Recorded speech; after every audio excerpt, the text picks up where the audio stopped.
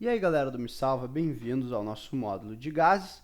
E aqui estou eu, professor André Corleta, com a nossa vaca, que vai nos acompanhar durante estas aulas. Nesta primeira, vamos ter uma aula de introdução, que vamos falar sobre o que são gases e quais são as variáveis que caracterizam os gases, certo? Então, respondendo esta pergunta primeiramente, o que são os gases? Bom, os gases vão ter principalmente duas características aqui. A primeira delas é uma característica que está relacionada com os fluidos em geral. Fluidos são líquidos e gases, e vão ser então formas da matéria que têm a seguinte característica, ó. Elas tomam a forma do recipiente em que elas estão. Como assim? Bom, vamos pensar que a gente está botando água aqui, ó, nesse nosso recipiente de forma estranha. A água é um fluido, né? Essa aqui é a característica dos fluidos. A água é um fluido, então se a gente bota ela, o que significa que ela toma forma? Significa que ela ocupa os espacinhos aqui, ó, que estão nesse recipiente. Então se a gente botar água, ela vai ocupar, preencher tudinho aqui, ó, tudo que tem aqui embaixo, certo? Bom, depois a gente tem uma característica então que é especial dos gases, que além de tomarem a forma do recipiente na qual eles se encontram, os gases também ocupam todo o recipiente. Como assim?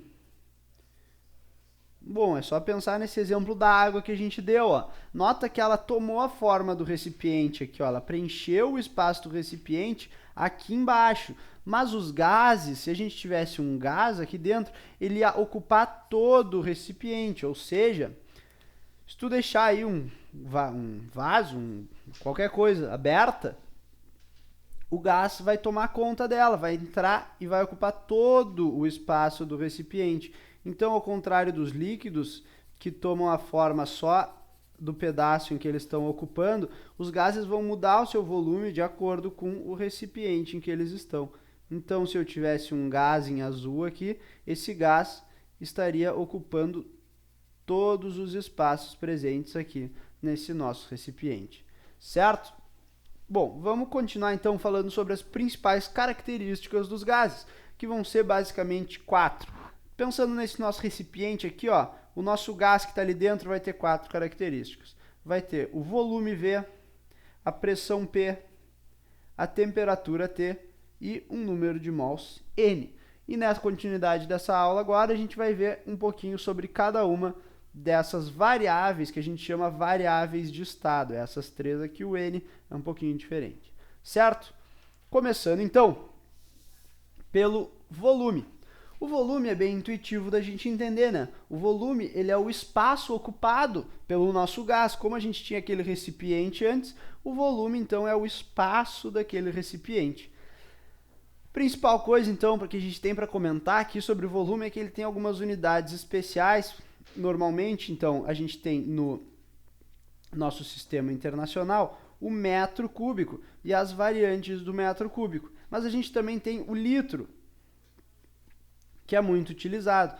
Para fazer uma conversão rápida aqui, ó, 1 metro cúbico são 1000 litros. Ainda, tu pode decorar isso aqui, ó. 1 litro é 1 decímetro cúbico. 1 mililitro é 1 centímetro cúbico. Essas são as principais 3 transformações de unidade que a gente vai ter aí durante o nosso estudo, certo? Bom, vamos lá para a próxima variável de estado, que é a temperatura dos gases. A temperatura também bastante intuitivo, né? Tá ligada com a agitação das moléculas do gás. Como assim? Bom, pensa num recipiente cheio de um gás aí, ó. Quanto maior for a temperatura, mais rápido vão estar se mexendo aquelas moléculas lá dentro. É o que está escrito aqui, ó. A temperatura é proporcional. O que é proporcional? Quer dizer que se um aumenta, o outro também aumenta. A temperatura é proporcional à energia cinética, que também é proporcional à velocidade das moléculas que vão estar dentro desse gás. Vale falar um pouquinho da temperatura, das escalas de temperatura. A primeira escala que a gente tem aí, que é a escala mais conhecida, é a escala Celsius. Em que o nosso amigo Celsius fez o quê? Pegou um balde de gelo, botou um termômetro lá dentro e viu quanto é que esse termômetro estava marcando. Estava baixinho assim, né? Ele pegou, fez um risco aqui e falou, tá, Isso aqui é o 0 graus Celsius. Em seguida, ele ferveu esse gelo aqui, então botou lá um fogo, chamas. Embaixo, a água que estava no estado sólido passou ao estado líquido e depois de um tempo começou a ferver, certo? Quando a água estava fervendo, o que o Celsius foi lá e fez? Registrou novamente no termômetro onde é que estava a marcação do mercúrio lá e disse que aqui era os 100 graus Celsius. Dados esses dois pontos, ele só pegou e dividiu isso aqui em 100 pedacinhos iguais e criou o que a gente conhece pela escala Celsius, que é a escala mais utilizada aí. Mas o que acontece? Essa escala ela não tem um sentido físico propriamente dito. Por quê? Porque não tem a ver esse zero com a agitação das moléculas ou com a temperatura. Ele é uma forma de representar apenas. Mas daí depois desse cara veio um outro lá, que era o tal do Kelvin. O que ele fez? Aí sim, ele conseguiu provar que em uma certa temperatura, que ele chamou de 0 Kelvin, agora isso aqui tem sentido físico. Por quê? Porque nessa temperatura, que é o zero absoluto, o que significa? Ó, que a agitação das moléculas é exatamente zero. Por isso, a gente tem o 0 Kelvin como sendo zero absoluto com um sentido agora físico. Por isso que essa aqui é a escala que a gente vai estar usando agora. Então, isso é bem importante tu lembrar. Sempre em Kelvin a temperatura, certo? Como é que a gente faz a conversão de uma para outra? Daí é bem simples. Por quê? Porque lembra dessas divisões que o Celsius fez no termômetro dele? O Kelvin também fez. E ele usou o mesmo espaçamento entre essas divisões. Então, a escala Kelvin ela é igual à escala Celsius, só que jogada lá para baixo. Portanto, a gente tem que a temperatura... Como é que eu sei se é Celsius ou Kelvin? Vamos ver, ó. Quando a temperatura Kelvin é 0, a temperatura em Celsius é menos 273. Quando a temperatura em Celsius é 0, então aqui ó, é o TC. Porque se eu botar 0 aqui, eu tenho TK igual a 273, certo? Essa aqui é a conversão de temperaturas que a gente vai estar usando aí. Bom, dando continuidade, então, vamos falar um pouquinho sobre a pressão, que é outra característica bem importante dos gases aí. A pressão, ela está ligada, a gente vê na física lá, né? A pressão ela é definida como a força sobre a área, certo? Vamos escrever aqui, ó, força sobre área. Isso aqui no sistema internacional, newtons por metro quadrado, certo? Bom, se eu pegar e fizer uma força aqui para baixo, eu vou estar nessa área aplicando uma certa pressão, uma grandeza escalar, vale lembrar. Bom, importante aqui, ó, como é que a gente entende a pressão para os gases? Vamos pensar nesse nosso recipiente aqui, bem feio e torto. Bom, aqui a gente tem várias moléculas de gás, né? O que acontece? A gente viu que a temperatura, que nunca vai ser zero absoluto, então essas moléculas estão sempre tendo uma agitação aqui dentro, certo? A pressão vai estar ligada com a colisão dessas moléculas na parede. Pensa, ó, que a pressão, dá para entender pela essa palavra, assim, que quanto maior for a pressão, mais força essas moléculas vão estar fazendo na área desse meu recipiente. Então é assim que tu entende a pressão nos nossos gases, certo? E o que é esse meu desenho estranho aqui? É para tu lembrar lá da experiência do Torricelli, que descobriu o quê? O que ele fez? Ele pegou uma bacia lá no nível do mar, encheu de mercúrio. Bom, vou fazer um mercúrio verde aqui, ó, mercúrio genérico. Encheu ela de mercúrio, tá?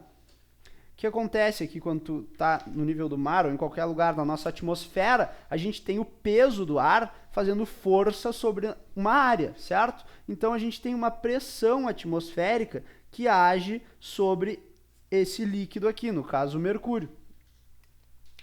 Bom, e aí o Torricelli continuou botando mercúrio aqui, ó. Errei de cor. O mercúrio verde genérico tá aqui. Continuou botando mercúrio, certo? E o que acontece? Essa pressão atmosférica, o que é a pressão atmosférica? Nada mais é que o peso do ar que está segurando a gente no chão, certo?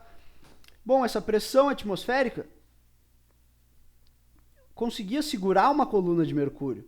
Ele foi enchendo isso aqui de mercúrio e via que essa coluna não baixava. Só baixou quando chegou numa certa altura. E ele mediu essa altura. Essa altura da coluna de mercúrio máxima que aguentava ao nível do mar era de 760 milímetros. Então, ele criou uma unidade para pressão atmosférica e disse que a pressão atmosférica era igual a 760 milímetros de mercúrio. Hg é o símbolo do mercúrio, que também é chamada de um ATM. Então, essas coisas são equivalentes e essas são as duas principais unidades que a gente vai estar usando. Se tu quiser escrever isso aí em Pascal, que é aqui, ó, a unidade do Sistema Internacional, isso aqui vai ser aproximadamente 10⁵ Pascal, certo?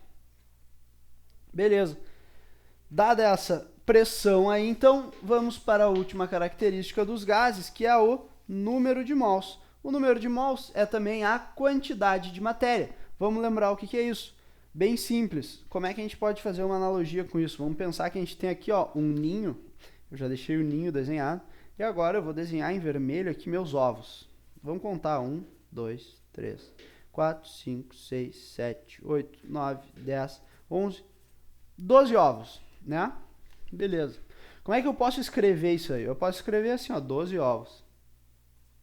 Agora eu posso escrever também uma dúzia de ovos, certo? Agora vamos pensar então que eu quebrei 6 ovos. Agora eu posso escrever isso como sendo 6 ovos ou como sendo meia dúzia. Da mesma maneira, se eu tirar mais alguns, eu posso escrever isso aí como sendo 1/3 de dúzia, 1/4 de dúzia e assim por diante, certo? O conceito de mol, ou de quantidade de matéria, é exatamente o mesmo. Só que o que acontece? Em vez de serem 12, não são mais 12. São quantos? 6,02 vezes 10⁻23. O clássico número de Avogadro. Isso aqui é igual a 1 mol. 1 mol de quê? De qualquer coisa. Só que isso aqui é um número muito grande, então normalmente não tem muitas coisas que vão fechar 1 mol. Por exemplo, pessoas... tá longe de fechar 1 mol no mundo. Agora, grãos de areia, provavelmente existe 1 mol. Moléculas, bom, daí sim, daí a gente tem vários mols, daí é fácil de contar. Então, 1 mol é só um jeito de tu representar uma quantidade muito grande de coisas, certo? Bom, então essas são as principais características dos gases. Volume, temperatura, pressão, número de mols e... Por essa aula aí é isso. Então, na próxima aula a gente vai falar um pouquinho sobre gases ideais. Vamos ver quais são as características dele e quais são as considerações que a gente vai estar fazendo para o nosso estudo de gases. Era isso aí e até as próximas aulas.